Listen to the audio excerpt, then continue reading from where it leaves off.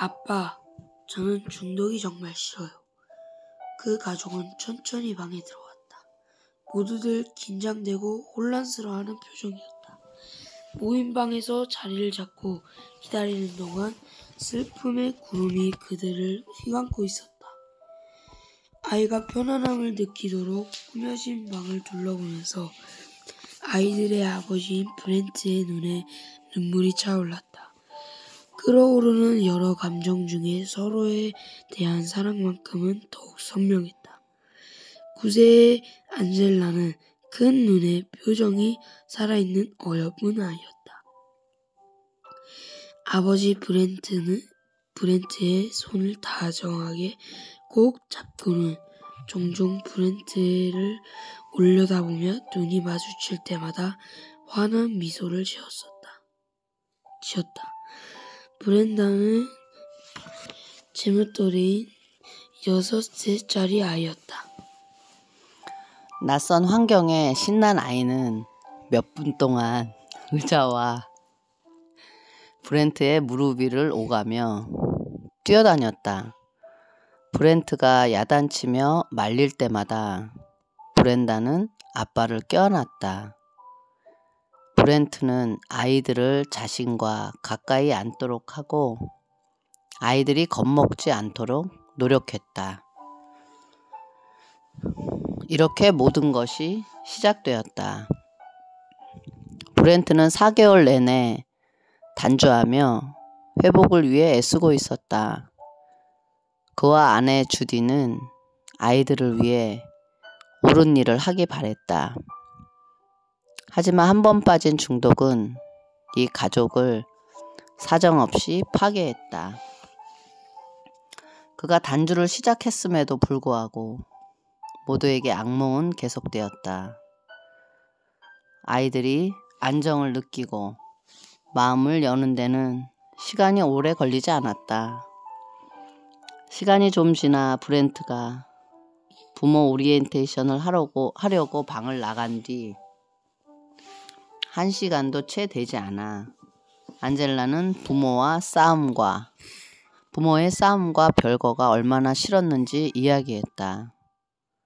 어떤 날은 학교에서 집으로 가는 것이 너무 슬프고 무서웠어요. 해야 할 일도 제대로 할 수 없었어요. 브렌다는 자신의 누나가 자신의 감정을 표현하는 것을 듣고 나서 낯선 사람인 나를 차츰 자신의 세계에 받아들였다. 아빠는 왜 그런 모임에 가야 해요? 브렌다는 질문으로 말문을 열고 원하는 것을 이야기했다. 난 아빠가 집에서 나랑 놀아주면 좋겠어요. 두 아이 모두 이 상황이 두렵고 혼란스럽고 불안했지만 차츰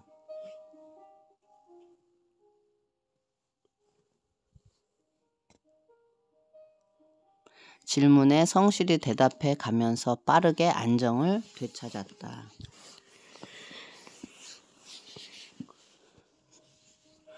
원래 프로그램 첫날에는 아이들이 사랑과 질병을 구분하도록 하는 과정에 초점을 맞춘다. 즉, 사랑과는 사람과 그 사람을 힘들게 하는 중독이라는 질병을 분리하는 것이다. 그래서 보통 프로그램 활동 중 하나이자 치료의 효과적인 역할놀이인 중독 게임을 한다. 나는 중독 역할을 맡아 아이들이 실제화된 중독을 직접 눈으로 보고 귀로 들어 반응할 수 있도록 한다. 그리고 나서 중독에 대한 느낌을 서로 공유하는 것이다. 아이들은 차례대로 중독을 만나 중독이 말하는 모든 거짓말을 듣는다. 내가 모든 문제들을 다 사라지게 해줄게. 술이나 약물을 사용하면 즐겁고 행복해질 거야.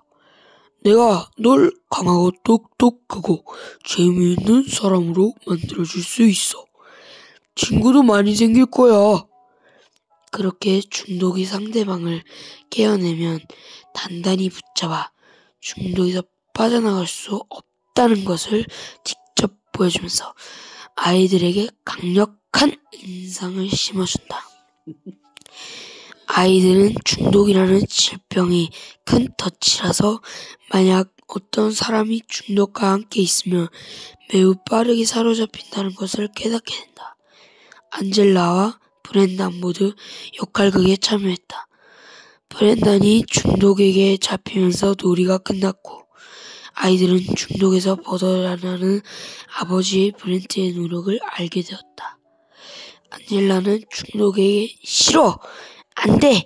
라고 강하게 거부해서 잡히지 않았었다. 역할극이 끝날 즈음에 그녀의 슬픈 목소리로 말했다. 아빠가 오래전에 중독에게 안 된다고 말했으면 좋았을 거예요. 안젤라의 통찰력 있는 말을 듣고 다른 아이들이 고개를 끄덕였다. 둘째 날 아이들에게 자신의 이야기를 쓰는 시간을 주었다. 안젤라가 머뭇거리고 있길래 그 이유를 묻자 나에게 조용히 속삭였다. 아빠에게 상처 주고 싶지 않아요. 지금 점점 나아지고 있거든요. 나는 상냥하게 설명해 주었다.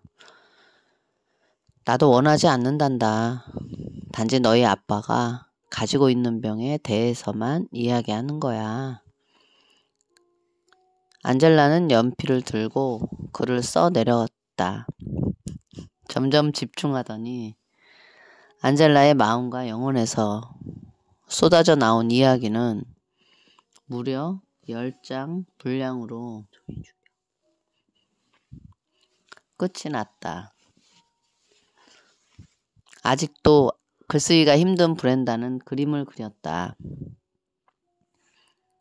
엄마와 아빠가 싸우는데 브렌단이 그 옆에 서서 울고 있는 그림이었다.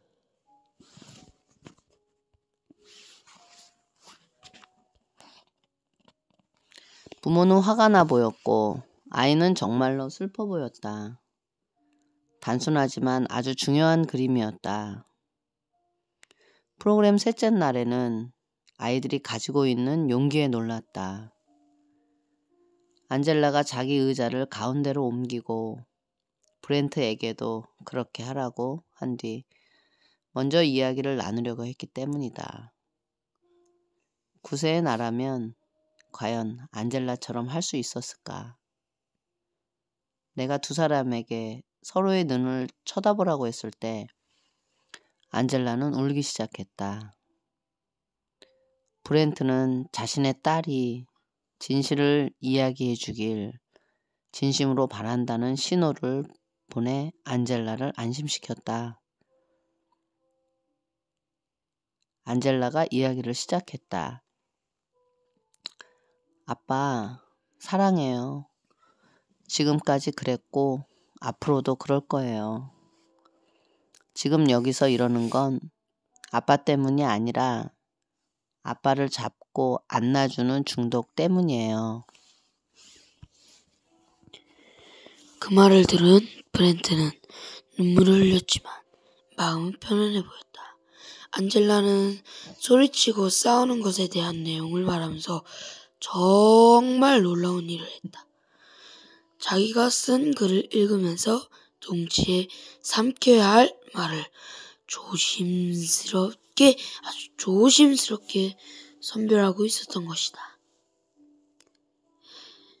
글에는 질병에 대한 분노와 아버지 브렌트에 대한 사랑이 담겨 있었다.